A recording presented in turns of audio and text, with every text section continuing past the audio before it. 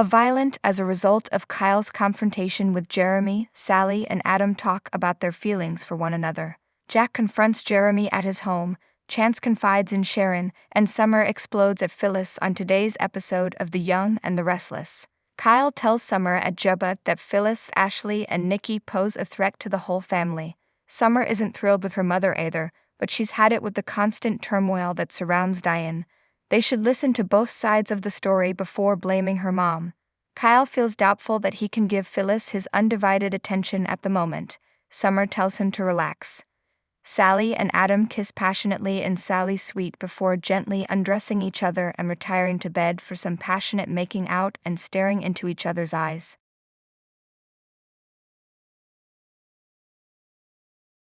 Sharon at Crimson Lights offers more coffee to a frazzled Chance. He likes her checking on him. She's no Ray Rosales, but she can listen in.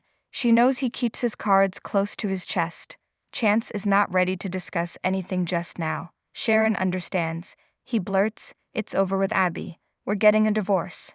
Sharon sits down and says she is shocked at how quickly things have deteriorated. Chance feels things are simply too far gone. They never should have started a relationship, he reflects, because he has to look so far back to find the causes leading to this downfall. Over at the Abbott residence, Jeremy tells Diane how much he misses her. If only she had stopped over to see him at home. Diane is stuttering. Stark adds, "I don't blame you," while holding up his hands and adding, "Look at me now, good as new." He compliments her appearance and moves closer to her as he brings up their unresolved issues.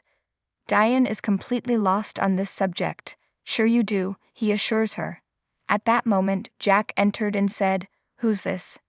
Serial drama, The Young and the Restless, the works of Paul Williams. Deanne introduces Jack to Jeremy Stark, and they shake hands. Diane tells Stark he's caught her at a difficult time. Jack probes for details on their mutual acquaintanceship. Jeremy claims to have had a strong affinity for Deanne during her time in California. She was known then as Taylor. He had only recently met Diane. The reason he is in town is for business, he says. He is questioned by Jack, who is interested in his professional endeavors. Stark shrugs. A little of this, a little of that. Jack is curious as to how he stumbled upon her. Stark claims he discovered Diane was a grandmother and believed the Abbott estate would be a nice location to start. We all know how much Diane loves her family. Jeremy exits and Diane gasps. The fact that he suddenly appeared astounded her. Jack holds her. At Jabut, Phyllis enters and wants to grab supper with Summer and Kyle. Family is the most important thing in the world, right? Tucker teaches Dom the notes to some music while at Devon's house, and Devon comments on how much he enjoys seeing the two of them interact. Tucker asks about work, and Devon tells him they decided not to discuss about Chancellor Winter's business. He dreads the idea that his father is merely hanging out with them to learn more about his business. Tucker assures his son that's not the case. There's just a handful areas they can connect on, and business is one of them. He elaborates on how having a family company is everyone's ambition, and how he secretly hoped he and she could start their own. Someone is at the door, so Devon hands Dom over to Tucker. When Devon opens the door, Abby gasps, "What is he doing here?" When she sees him holding the child, Diane in the Abbott residence is still in shock. When she expresses concern about the safety of his family, Jack reassures her that nobody will be harmed. Diane is furious that he was tipped off about Harrison by an unknown source. She is quite displeased that Ashley, Nikki, and Phyllis have followed through with their threats. "I hate to say it, but those hoes have crossed the line." Nick discloses to Summer at the bar at Society that he and Victor had an argument earlier. Nick observes that she is having dinner with Kyle and Phyllis, and she tries to persuade him to join them so that he may act as a barrier between them. Nick gives his approval only with great reluctance. After everyone has taken a seat, Nick inevitably brings up the topic of whether or not Phyllis and Summer are already at each other's throats at Marchetti. Phyllis sees that he's coming at her fast and furious and takes offense at it. Nick observes that they are both independent and determined. Phyllis claims that everything is beautiful. Everything is coming up roses, they said. Nick wonders if everyone else, even Diane, feels the same way. Phyllis says Diane is amazing and everything's great at Marchetti. The idea impresses Nick greatly. Phyllis asks how he's getting along with everyone at Newman. Nick takes that as his indication to go. Phyllis's daughter Summer worries about her father and asks her friend if he's okay. Outside, Nick sees Jack and Diane depart, and he follows them inside the restaurant. Jack is the one who decides to trail behind. Diane goes inside and yells at Phyllis, "I know what you're trying to do, and it's not going to work. Never in a million years would you separate me from my own family," asking if they get it. After Kyle jumps up and Phyllis appears hurt, Jack suggests, "Perhaps we should get our own table." He shoos Diane out the door. "What the hell was it about?" wonders Summer. Kyle sits down with Diane and Kyle and inquires as to what is going on. Diane claims that Jeremy Stark has been spotted in Genoa City and that Phyllis directed him there. Kyle inquires, "Where is Stark right now?" Diane is unsure but doesn't want her kid to associate with him. As Jack forewarns Kyle, they won't do anything until they figure out how to deal with this guy. He makes the call that they need to leave and hurries Diane out the door while he glares at Phyllis. Adam reassures Sally in Sally's suite that the sexual encounter isn't necessarily the final chapter of their relationship. "It doesn't have to be, but it is," she says in response. He tells her they feel deeply for one another, which is why they decided to go there today. "That's why this happened," Sally says, "but it also means it won't happen again." Sally notes that something about the report today, the feeling, was different. "We have thrown away a precious resource that will never be recovered." Sally says she will never forget how Adam believed in her when no one else did and how compassionate he was to her when everyone else was cruel. Adam claims that he benefited from their misfortune. Sally claims that he gave her a fresh perspective on herself and coaxed hidden talents out of her. Adam confesses through sobs that he doesn't regret even a single second of their time together. Even Sally doesn't believe it. She assures him that he has the potential to be a caring and helpful man, a fantastic parent, and a devoted sibling. His poor judgment was indicative of what a fantastic collaborator he can be, though. Adam is interested in becoming her companion. Sally sobs that it's time for them to go on because they loved each other with everything they had, and no one can dispute or refute that. According to her, he'll make a lucky lady very, very happy. The only way to discover lasting joy is to let go of each other. Sharon tells Chance at the cafe that we can learn something from every relationship we're in. Chance doesn't feel guilty about getting divorced. He's just trying to accept the reality of the situation. Sharon tells him to close this chapter and move on to things that give his life meaning. "Do you still want to be a part of Dom's life?"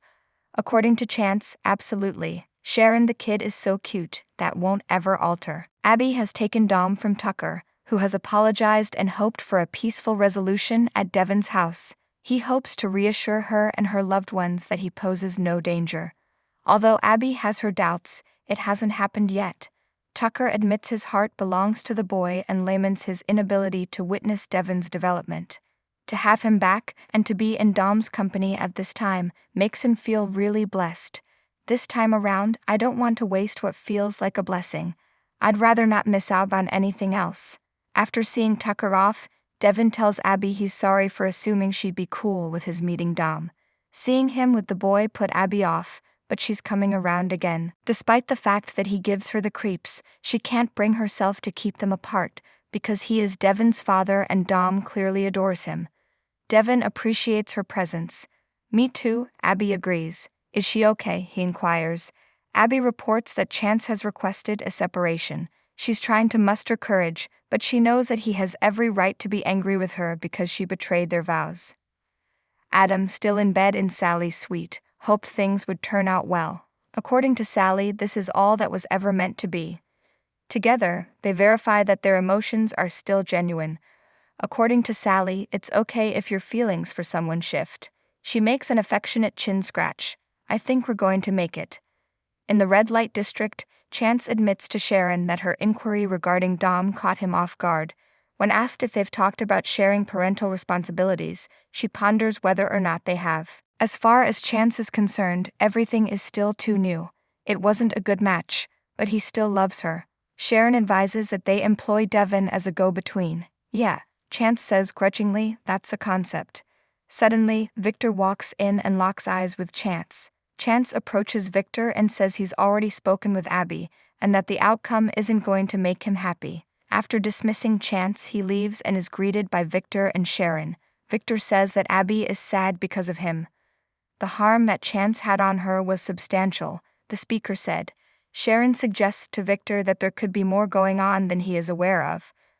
What do you know? Asks Victor. Phyllis seems both perplexed and amused as Kyle shouts at society that her reckless and childish behavior has crossed a line. There's more at stake than just your fragile pride. Now my family is in real danger because of you, and I have to go repair it. The two of them, Kyle leading the way, go out the door. He informs her that Jeremy Stark has landed in Geno City and immediately made his way to the house where their son is currently napping. His mother claims that her own mother was responsible for his sending. Summer, outside of society, explains to Phyllis that Diane's panic was unwarranted. Phyllis thinks Diane has lost her mind. Summer resents her mother for making her look like a fool despite her going to bat for her. I don't know what to say to you if what Kyle just told me is true. The woman screams, "How could you do this to our family? That's terrible that you put Harrison in harm's way." Phyllis is well out of her depth. The Summer is tired of her pretended purity. You mentioned the Abbott residence to Jeremy Stark so that he may locate Diane there. Back at the Abbott residence, Diane tells Jack she's sorry she made him so upset before. As a result, she is a nervous wreck. Jack tells her that she will recover. That's right, just like you usually do. After thanking him, she snuggles closer to him. While getting ready in Sally's suite, Adam reminds her that she is worthy of all the best things in life. I apologize for my inability to fulfill your request. He hopes she remembers that he will never accept anything less than the best for her. As Sally and Adam embrace passionately, tears stream down her face. Adam packs his things and walks out. Sally walks away, crying. Adam sees Nick, who is visiting Sally in her suite in the hallway. She faces him, and he sees that the bed is still unmade, and that she has been crying. The timing couldn't be worse, I'm afraid. While sipping his scotch at society, Tucker gets a text that Jeremy Stark has arrived in Geno City. In his hotel suite, Jeremy studies something on his tablet and observes, "You have done your research, Talia." The doorbell rings, and it's Kyle, who insists, "I only want to say this once. Leave Diane Jenkins alone."